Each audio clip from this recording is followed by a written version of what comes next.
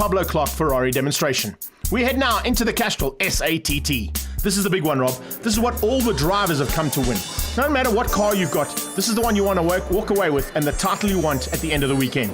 It's a 45-minute endurance race around the Swartkops Raceway.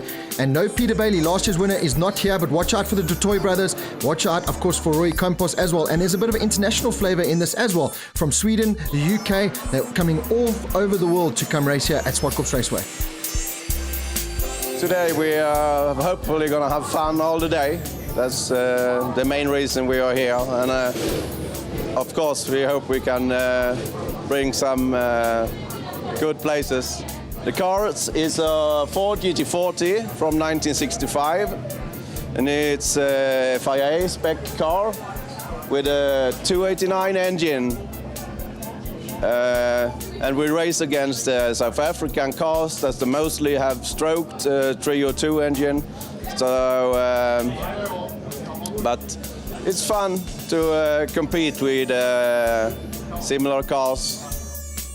Cars that are worth a huge amount of money on track at the moment as well, Rob. Never mind anything else. The man on pole is Dino Scribanti from Scribanti Labour Consultants in that GT40. And he's going to try and run at the front and get away from the rest of this big packer field as they head into turn one. Now, as they go into turn one, have a look at the different variations of cars. You've got sports cars out there, you've got GT cars, and you've got your normal road-going versions of these cars as well. A couple of them, anyway, as they head into turn two. Sorting things out at this stage, Dino holding on for the lead. But as they come through, you can just see, look at that, Donald Duncan all the way from the UK in that magnificent McLaren. He goes alongside the number 8 car there. I think that'll be Chad Tendashate.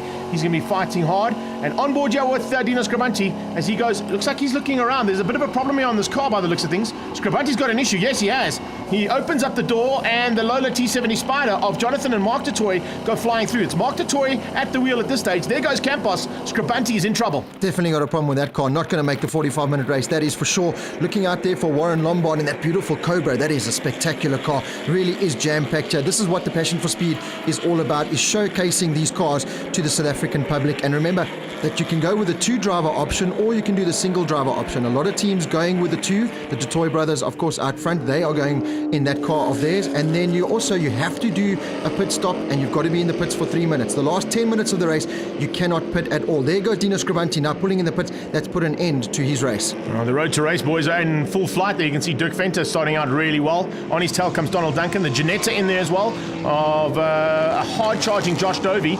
Keep an eye out also on the Shelby Daytona Mustang of Craig Davies, all the way from the UK. Very, very fast car, and will potentially be at the front end rapidly. Mark Larth just coming under pressure there from the Daytona.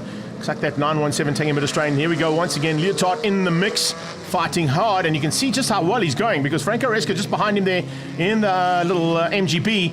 He's not too far off the back end, but the car they were fighting with there was Mike Knight and Chris Wilson, who's sharing that Chevy Camaro. That is a very, very quick car as well. So you can see the field of cars. Absolutely amazing to see the array that's here. There's really everything that you would have seen in the heyday of racing involved in this SATT. And as I said earlier on, this is the one they all want to win, particularly this man, Roy Campos, who has come a long way. He's taken a title 2 years ago.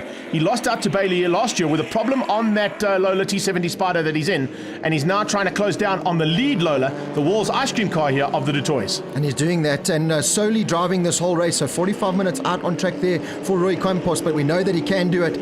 That's Warren Lombard right on his tail in that beautiful Cobra. First of the overseas drivers, that's Craig Davies, the UK man. He's in the Shelby Mustang, and Sweden, Youngkling flying the flag high there in his 1965 Ford GT40. He's down in about 8th or 9th place at the moment, so looking for a couple of top 10s are the international flavour drivers. And car 44, they're coming now through turn 1. That is a beautiful car. That's Chris Clark and Nick Clark. We know how fast those guys can be around the Swartkops circuit. They're in the Avo suspension 1965 Morgan 4.4. So great to see that car out on track. And look at this, it really is starting to bunch up now all the way around the field. To get that long car around this circuit must take a lot of doing. That is car number 95. That is Armand Adrians, and doing a great job there. On board now with Roy Campos. He's starting to come through a little bit of traffic now and up into turn 4. This is what happened now, unfortunately, with the bigger cars getting through the field as rapidly as they do, and with a big field of over 30 cars competing, it means that traffic is going to be for the rest of this race. You're literally going to have to watch your rearview mirrors. You're going to have to watch where you do overtaking maneuvers. Make sure that you hit the overtaking maneuvers. Make sure the car in front of you sees you. Otherwise, you're going to be in trouble. Donald Duncan starting to make his way to the front end of this field as well pretty rapidly and starting to come through the field. Didn't quite get the qualifying he wanted because of the tricky conditions we had. And speaking of problems, oh no, that's not good. That's Tender Shate sharing there with Eddie, and it looks like Eddie Perk is going to have his own problems there as well as he starts to roll in. In fact, two of the Daytonas coming in at the same time. I think that might be Fenta. Fenta coming in, or was that Paige Lindenberg that's coming in? No, it's Paige Lindenberg who's coming in here. You can see Peter walking up and making sure that the car's okay. Has a quick check to see if everything's all right. This might be an early stop here for them. Might be part of the strategy that they're running for.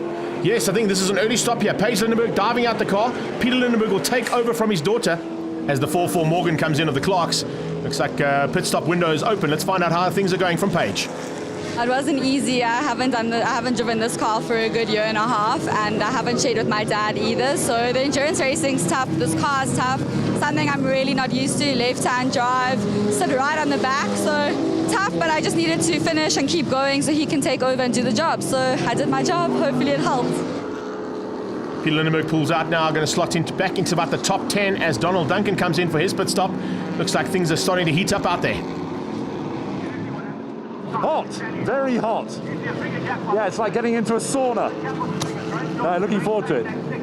So one of the top UK contenders back on track. Another one just making his way back into the pits, but you can see they are working frantically, changing tyre pressures. Here's Mike Knight. Got psyched out by one of the Detroit boys who was coming up to lap me and forgot where I should brake. It took me a minute or two, not a minute or two, but certainly 10 or 20 seconds to get back on the circuit again. But otherwise, it's jolly good fun. Yeah, went well. So a couple of changes here to drivers. A couple of cars that do need some refueling. And as you can see, a little bit of smoke coming from Campos's car. Yep. I was concerned about that a couple of laps ago, actually, Rob. And as it comes in here, it looks like Campos might have some oil pressure problems or something to do with the engine. They're going to have to get onto that as rapidly as possible. Warren Lombard follows him in, so he's coming in for a scheduled pit stop. I don't think this is scheduled for Campos, though. No, definitely not. That car has been smoking the last couple of laps, so let's find out now what has happened to that car. The toys are keeping me busy. They got more horsepower than me, that's for sure. So let's see. We're keeping a good pace. The car's good. Let's hope for the second half now we go. Hopefully they can get it all sorted out. You can see one of the original GT40s going out there. Oh, Campos getting out of the car. That was Kenneth Pearson making his way back onto the track, and Campos is climbing out. This is terminal. Can you believe it? The man who won 2 years ago is now out of this race, and yet again the bad luck has come. Good, it's tough, it's hot. The car's going well. I saw Campos was smoking, so I thought I'd just lay off him a little bit. Thanks, Woz. Yeah, get back out on track, bud. Warren Lombard about to go out, and in fact, if he goes out right now, I think he possibly could be leading because the Toys are only just coming in now to do their driver change and their refuel. So they'll head through the pit lane and into the pre-race area. That's where they did theirs. Tender Shate helping out with that refuel. Let's catch up with one of them and see how it's gone. I think it was Mark who was in the car first. Yeah, all good. Ray was keeping me honest there for a while, and then I see the car seemed to be smoking quite a bit, and then I see he dropped back. So yeah, our car's doing fine. Back tire's getting a bit worn, getting a bit tired out there. I'm glad my boat's taking over. Yeah, good. We've got quite a nice lead. I see our main opposition, Roy Campos, is broken. So yeah, I'll just take it out and hopefully bring it home. Cars in and out frantically now, Rob, and it's literally only a few more minutes to go as the Detroits get out there. They've got about 25 minutes to do. You can see Mark Larth in the pit lane there as well. Oh, problems there for Pearson. Kenneth Pearson pulling the GT40 back in the pit lane. That's not what we want to see. That's an original GT40. Probably way more than anything that you and I will ever earn in our lifetime to buy one of those. But certainly a car that you are expecting to see at the 17th running of the Passion for Speed Festival. Yeah, just looking in the final stages now of this race, Mark du Toit and Jonathan du Toit look like they're comfortably out front, so got the pit stops to perfection there. Donald Duncan right up there, flying the flag for the UK boys. Warren Lombard not too far behind there as well. Josh Dovey, the Class C driver, he's up there in that 1965 Ginetta GTR, so great drive there. And another UK driver, Craig Davies, rounding out the top 5 at the moment, but things can still change here. We know into the final stages of this race, not only car troubles, but also it is so hot out there. These drivers are now taking strain, especially the drivers that have gone to and opted to do the whole 45 minutes by themselves. Yeah, so you got the Duncan team, the Detroit team fighting for first and second. Warren Lombard, unfortunately, not quite getting that pit stop to perfection, and he's going to have to settle for third place. And as he comes down now, this is Jonathan du Toit coming up on Francesco Van Em as he goes flying through. The checkered flag will be waiting, and it's another victory. This will be, I think it's 4 wins out of 7 starts, and great to see Peter du Toit flying the checkered flag there for his 2 sons as they cross the line to win the SATT, sponsored by Castrol. Absolutely brilliant. What an event. This is really what the crowd came out to see, is these fantastic cars putting on that display. Mark Dutoit and Jonathan Dutoit. Donald Duncan, the single driver there, with Warren Lombard, Josh Dovey in fourth, and Craig Davies rounding out your top 5.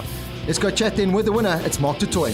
It was a good race for us. In the beginning there, Dino was quick yesterday. He was qualified on pole. So my plan was just to sit behind him and see what happened through the race and what happened through the traffic. But he only lasted a lap, and then the car started to go off song, so we picked up the lead. Roy Campos was right behind us for most of the race. Then I could see his car starting to smoke a bit, and I thought, no, I don't think he's going to make it either. And he stopped, and then it was pretty much plain sailing from there. Great drive from the brothers and a super effort there from Jono. Yeah, it was actually pretty easy in the end. My brother put in all the hard work. He did quite a long stint too. And then by the time I took it over, we had quite a nice lead. Our main oppositions had fallen out. So I just put my head down and kept it clean and brought it home.